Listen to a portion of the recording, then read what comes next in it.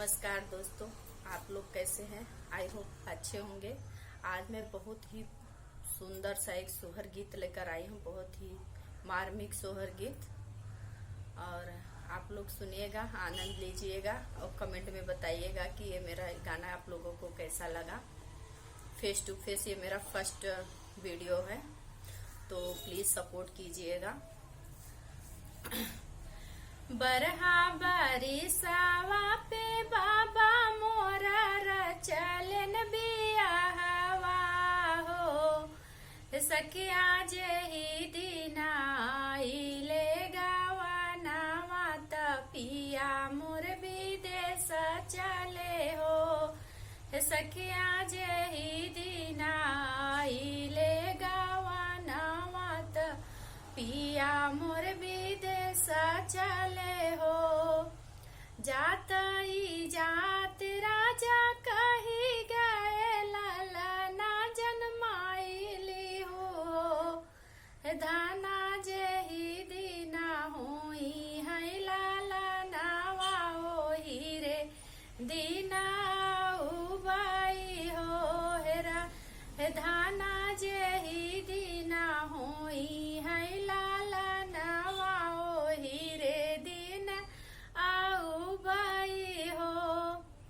इतनी बचना सुनी रानिया ता राजा से अरज करई हो, हे राजा तो हाऊ ता चला परदेसवा ललना कैसे होई हाई हो, हे राजा तो हाऊ ता चला परदेसवा ललना कैसे होई हाई हो।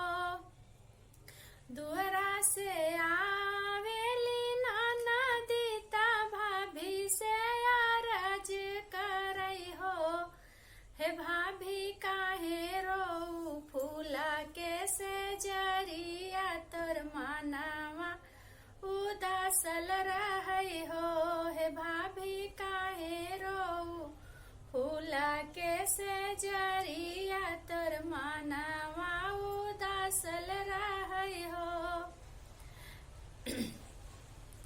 हे ननदी भैया तो हर गए परदेसवा बिरही बोलिया बोली गए हो, हे ननदी भैया तो हर गए परदेसवा बिरही बोलिया बोली गए हो, हे ननदी कही गए ललना जन्माइली हो तब हम आउबाई हो, हे ननदी कही गए ललना जन्माइलू तब हम आउबाई हो।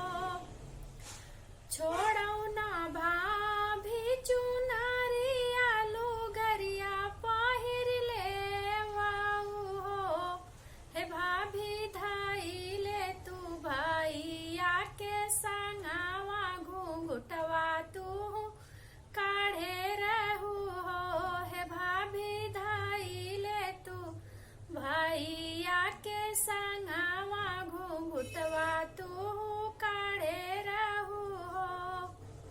एक बना गाइले दूसर बना वरो तीसर बने हो, सखिया तीसर बना झलकई महालिया जहाब मोर पिया रहई हो, सखिया तीसर बना झलकई महालिया जहाँ पे मोर पिया रहई हो। आई गए